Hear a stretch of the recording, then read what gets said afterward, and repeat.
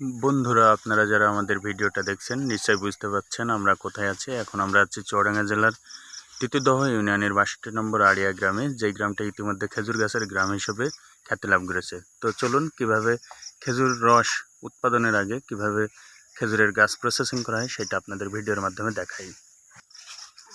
যে ভাইরা হচ্ছে খেজুরের গাছের যে মাথা বলে আমরা, এই মাথার মুখটা পরিষ্কার করছে খেজুরের রস যাতে বেরায়।